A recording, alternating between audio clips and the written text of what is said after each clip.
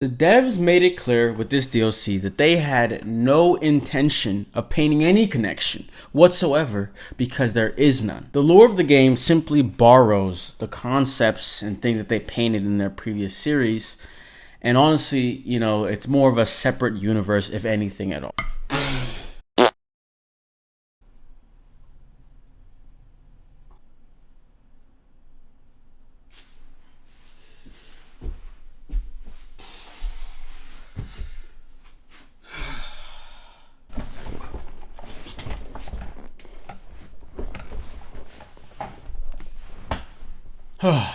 So it's been about 3 weeks since we tried to play Code Vein DLC number 3, and then 2 weeks since the update rolled out that fixed it because it prevented about 90% of the user base from playing the DLC. Here we are at the end of the line for Code Vein. I don't know if Bandai planned this, because if they did, this is an awful plan, but both the cousin, God Eater 3, and Code Vein now are ending or basically stop their, rollout of whether it be paid or free DLC.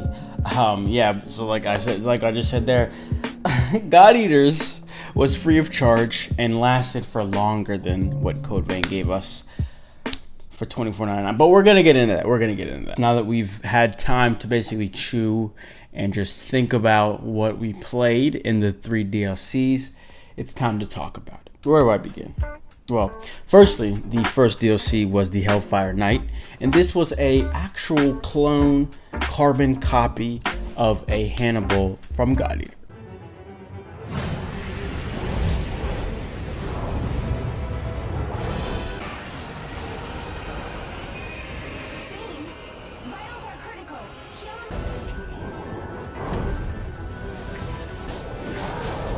I actually made a review for this DLC as it was the first one to come in, because we weren't sure what was going to happen, what these were going to be. So after we got that first one, I was like, we got to talk about this because, you know what I mean? But like I said, it was a exact one-to-one copy of the Hannibal, no moveset changes really to an extent. And the funny part with that is the only connection between the actual Hannibal from the God Eater series and this one is the name and the code, right? It was called a Ancient Hannibal in the file. So if you are curious though, go peep that video if you want to hear more of my thoughts. It should be in the cards right there. What's funny is at the start, it was a carbon copy, so I'm like, what the heck is this? But after playing the other two, bro, this one was the best one in terms of the boss fight experience. It just, it is a one-to-one copy of the Hannibal, but it just fits very well with Code Vein's combat system, so it was enjoyable. Second, we had the Frozen Empress. Jesus Christ. So that one was a copy of the Marduk from the God Eater series, but substantially changed. First off, Marduks are fire types, bro. They would be smashing and firing fireballs, right? Where this time she was smashing and firing at us, not fire. Icicle shards, whatever you want to call it. So basically it was ice versus what Marduks usually are is fire. Maybe even lava, you could say. I don't know. So it's like, yeah, this one was not a one-to-one copy of the Marduk, but somehow they really messed it up, right? So the movesets they gave and the attack patterns, that kind of stuff, the idea was there, but the execution was just awful. The hitbox, bro, that one was so annoying to fight. It drove me insane. And for the Frozen Empress, the depths map was actually humongous, right? So if we compare all three, Hellfire Knight and then the Lord of Thunder had around the same size of a depth area that they gave us, whereas the Frozen Empress depth area, it was pretty big. Kind of just the one area, but still, it had a lot of exploring to do and whatnot, so I don't really know what that's about, but yeah. Last but not least, we have the Lord of Thunder, which was a copy of the DSP. And again, this one had a nice amount of newly changed moves. And if we ranked how I liked all three of them in terms of the boss fight, we have the Hellfire Knight, and then we have Lord of Thunder, and then lastly is Frozen Empress. But bro, don't let second place fool you, because I don't like this one either. I hate it when I freaking do that. I don't like this boss either. It was ginormous. It took up my whole screen. Like, you roll and you don't know where you are because bro, I don't understand for so many things in this game that I just don't understand how it got past the QA, cycle, and they just let it release. I think it's because, we're not gonna get into that for this video. So anyways, at this rate, I'm over the bosses, bro. I'm over them. I'm good off that. The trials that they added along with these bosses, if you don't know, what was the horror trials and they called it, they were cool, bro. They were actually pretty cool. Like, I actually enjoyed trying to get some of them for some of the cool rewards. So we'll get into that, but more importantly, this DLC added no additional story. What was added was more vestiges, and this did add some type of context to any extent, and that being two things. One, whenever the horrors first appeared, these revenants were actually able to subdue them, meaning they were able to damage them a little bit, and then two, seal them. So I actually thought the sealing was crazy, but if you think about it, whenever we're helping all the successors, they were sealed, right? So this whole sealing aspect isn't anything new. If y'all remember back a couple months back now, we had a long video talking about the connection of Code Vein and God Eater. And so at the time, it was a big speculation theory. Obviously, some of you guys think otherwise in terms of theory. You think it's confirmed, but whatever. I was hoping that this DLC would come and give us some added context of some sort, right? Like, I thought it would begin building some type of bridge to that whole connection because of how many clues we found. But what it actually did, guys, is honestly destroy it. The devs made it clear with this DLC that they had no intention of painting any connection whatsoever because there is none. The lore of the game simply borrows the concepts and things that they painted in their previous series, and honestly, it's more of a separate universe, if anything at all. But Jammer, you piece of shit!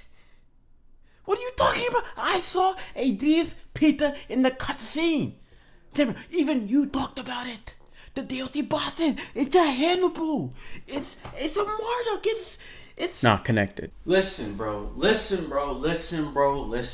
A Hannibal did not exist until Lindo's transformation in God Eater. And this is not even just God Eater. We're talking about God Eater Burst. Now, it's not too far off of God Eater, but just let that sink in. That's even farther out. Because if we follow all the trails, all the clues and everything, Code Vein has to exist pre-God Eater, right? Because in the anime, we see the flashbacks. That's when the thorns come up. The flashbacks in the anime are pre-God Eater 1. Okay, so if y'all want to get technical on me, bro, let's talk about timeline, all right? So we taught the 2050s. Son, I thought I was cool with the whole tape measure, and I messed this part all up. So get this. All right, listen.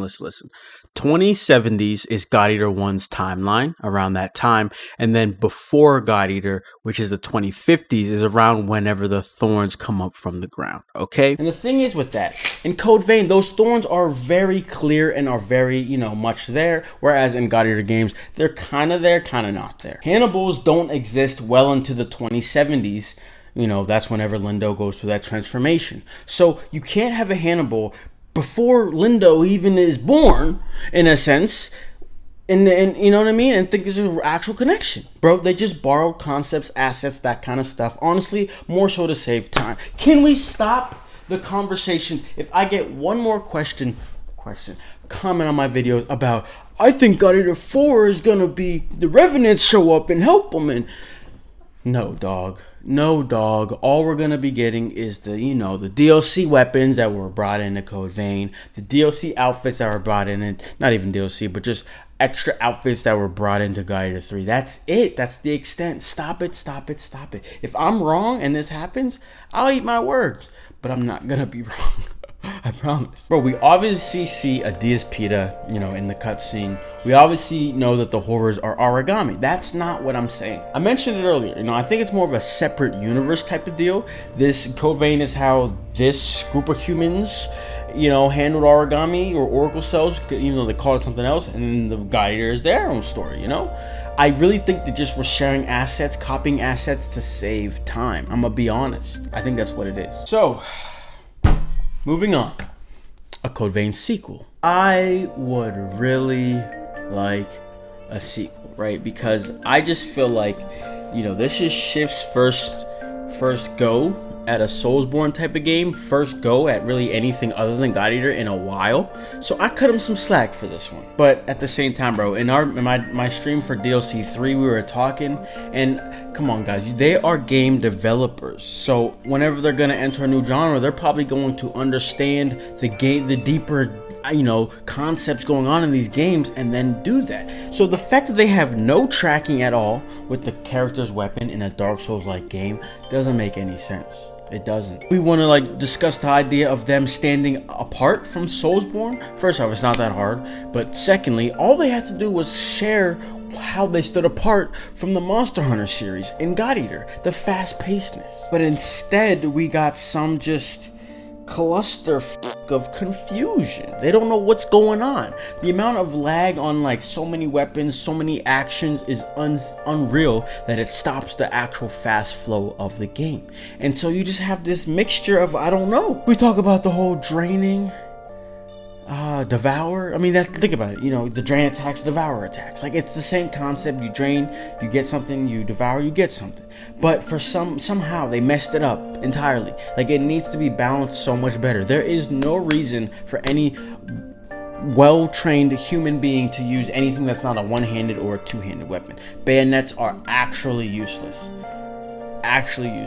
Unless you know what you're doing, you buff up 18 times, and you're good at the game. Really, that's really what it is. So it's like, with all these fixable flaws, I would hope that a sequel would allow them to work on that, right? You have the base of whatever the game is, so from there you just kind of spruce that up while someone else has a story and all that kind of stuff, because the story was good, you know. And one last thing, man.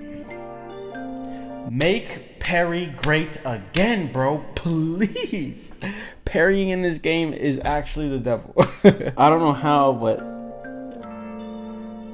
this video turned in like Code Vein review part 2. But I mean, think about it, you know, we got the DLC, so it all brought us back to playing it, and this is just what was on my mind as I played it, especially as I faced some of these cancerous bosses, you know? I just couldn't get over this. It was like, damn. I think what it is the main game, you had the story pieces to kind of smoothen out after you were really annoyed by some combat, whereas this one, I didn't have anything. It was all gameplay, and it's like, bruh. Overall, though, you know, like, this DLC was cheap, a waste of money, and basically a scam. It had some cool things, like the horror trials, like I mentioned, but if we talk about the rewards, bro, like, weapons, they just added a little effect on another previous design. The ice, the fire, and the thunder. Yo, could y'all not have, at the very least, I'm not asking for much, because if we really want to ask for much, we can look at Monster Hunter World Iceborne. $40, which is about $10 more if we talk about buying the DLCs individually, which equals $30. $10 more, we got a full game, the full game's length of content plus post-game. That's not including post-game. So I'm talking about 60 hours for $40. Whereas we got about, if we really didn't do the core trials, which a lot of people don't want to, we're talking about, if you know, 5 hours. Oh my god. Oh my god, that's scary. 5 hours of content for $30. Just look at Monster. Anyway, so all I would say is, at the very least, could you give me a new Blood Veil design for each? So that's 3 new Blood Veils design. That's all I'm asking, right? And then you can give us multiple colors for the horror trials. I'm okay with that. And then I guess for each DLC, I think they had 3 weapons for the horror trials you could get. So 3 new designs for the weapon types. I don't know. You think about it. Y'all can figure it out. I don't know. You know, but is that too much to ask for? You know, I still love the base game for what it is, but like I said earlier too, the DLC just got you thinking and got you being like, wait, did I actually like this game, or did I like the story? You know what I mean? Oh man. Sequel?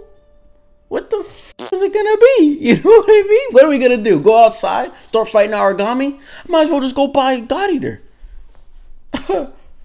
I don't think they made this game with intentions of continuing. I think it was supposed to be a one and done. I really do. But yeah, let me know what you guys think. Yeah, this might be the harshest video I've ever done. Holy crap, you know?